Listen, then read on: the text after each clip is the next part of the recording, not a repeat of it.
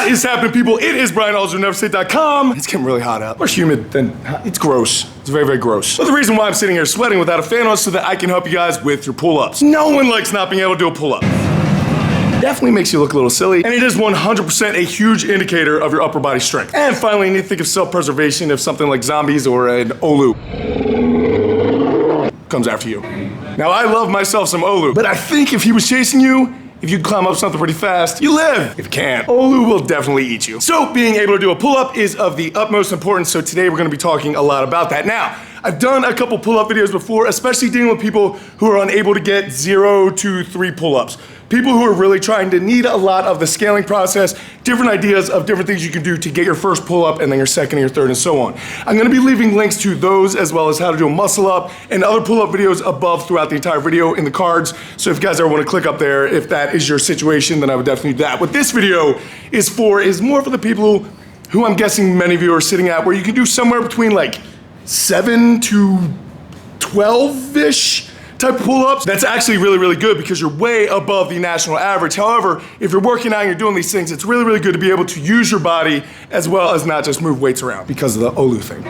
I mean, zombies too, but I'd be more afraid of Olu. So I'm gonna be giving you guys 3 quick tips on how you can immediately get more pull-ups. Let's go. The very first tip is gonna have to do with your grip. Now, what you're doing with your hands, whether you're going pronated, supinated, semi-supinated, whatever you're doing, it doesn't really matter. This will help with all of them. I would also strongly encourage you to play with your grip width, because a lot of people are going too wide and they're burning out that way. If you're going too narrow, you're definitely gonna burn out that way. So you need to play with different things, see what works best for you, and then on top of that, you have different grips. So if you're full grip, I'm calling it a full grip because I don't know what it's called. But I do know this is called false grip, where you don't use a thumb. Now, there is a huge percentage of the population who get more reps of the pull-ups or even overhead press with a false grip for whatever reason. Typically, that is some mobility issue. However, you need to play with it because if it works for you on either the pull-up or the overhead press, then use it. That said, when we're talking about grip, if you were hanging from a root off a cliff like you're in a cartoon, would you be holding with a false grip? Yeah, me either. So be careful what you do with it. But however you choose to grab the bar, how wide you choose to grab the bar, whatever you're doing with that bar, the biggest thing that I want you to focus on here, tip number 1, is to squeeze it as hard as you possibly can. Now, this stretches across all things in lifting. If you're doing a barbell row, a deadlift, a squat, a bench press, a whatever the case may be, if you are not squeezing the bar, you're leaving pounds out there with rainbows, unicorns. I was supposed to say unicorns because rainbows exist. I don't.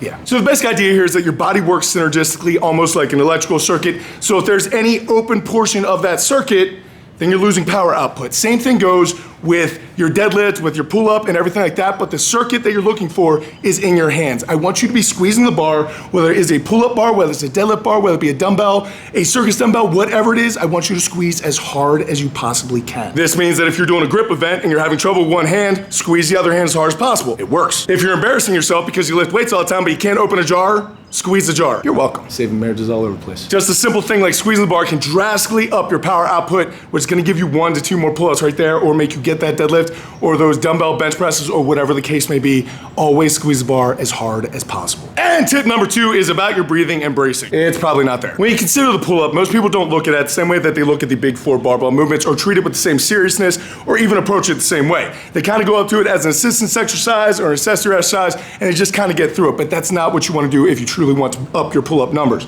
Instead, the way I want you to look at it is just like any other big barbell movement, and that requires breathing and bracing. Now, breathing and bracing will help absolutely every single lift that you do, so it's going to be massively important that you know how to do that correctly. It is also massively important to note that if you have the ability to pull up a stool or a bench or a chair so you do not need to get your breath in a hanging position, it's extremely hard to get air in this position. That's why crucifixing works. So I'd much rather see you get that air into your belly, standing on top of something, then reach up to the bar, set your grip, squeeze as hard as possible, and then start your reps. You're never able to get as much air under load as you do when you're not supporting it and you're under load in this position. Now, just like when you're bracing for any other exercise, you want to get as many reps as possible on that first breath because you will never get as much air during your set as you did before it started. Now, I'm not talking about passing out here, people. You need to be smart. I would leave a rep or 2 in the tank before you turn purple, but you're trying to get as many as you can off of that first breath. And then what I personally like to do is breathe while I am descending back down. So as I pull up, I get a breath up top, and then I hold it as I descend. When I hit bottom, I almost try to think of it as a spring or compressing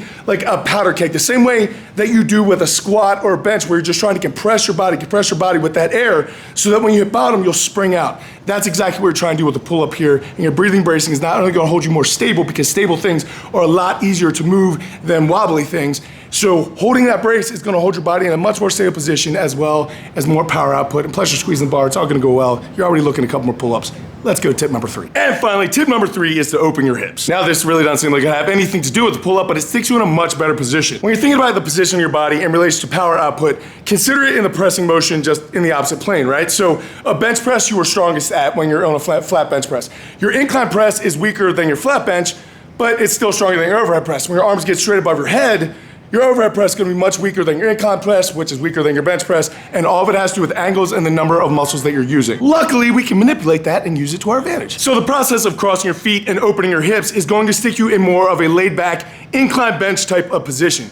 This is automatically going to retract your shoulder blades, which is going to involve your lats more. It's going to make you automatically be using more back in the movement, which is going to be better for more reps anyway. Secondly, this also decreases the range of motion, which if you have done any competitive benching or anything like that, decreasing range of motion helps. Well, I can quarter squat a world record. All right, so let's put it all together. First, you're gonna pull over a bench or a step or anything you can so you can reach pull-up bar without having to jump to it. Secondly, I suppose you need to climb on it. Third, you're gonna get a huge breath into your belly, hold it, reach up for that bar, and start squeezing it as hard as you possibly can. Harder than that, harder. There you go, champ. Now cross your feet and open up your hips. That should stick your body in a more lean back position. Retract those shoulder blades. Now get as many reps as you possibly can off that first breath without falling asleep. And then once you need to get more air, I want you to pull it in at the top, pull it into your belly as much as possible. Hold that air as you descend, kind of compressing that spring just like in a bench press, so that when all that energy is stored up and in its utmost position, you're gonna hit bottom, it's gonna spring you out, and that's gonna start your momentum for your next rep. You better still be squeezing. All right, guys, so there you go. So like I said, if you were at 0 to like 3 pull-ups, be checking out the links above for those type of scaled pull-up things where you do banded pull-ups, negative pull-ups, all different types of things that will get you to your first couple pull-ups. But if you're in this situation where you're in that 7 to 10 range, which I commend you for, but applying these 3 tips will get you more reps almost immediately. And if you continue to develop them and work them, you'll get more and more and more, no problem. So there you guys go. I hope you guys found it helpful. Thank you so much for watching, guys. Thank you so much for subscribing and sharing and doing all the things you guys do. Really, the channel is growing and it wouldn't be possible without you guys. So I just seriously want to say thank you. And also, I'll be back later this week. Sorry that I had a little bit of a problem there. The heat kicked up here in Maryland and kind of a heat wave. And when the heat goes up, my puking goes up. So there wasn't much work or working out or videos or anything going on. Suppose puking does that. But I do definitely have some really cool ones coming up, so definitely check back in. I will see you later in the week. But until I do go out to something amazing in your lives, keep working hard, people. Be nice to each other. Get more pull-ups, people. And I'll see you then. Press! Press! Press!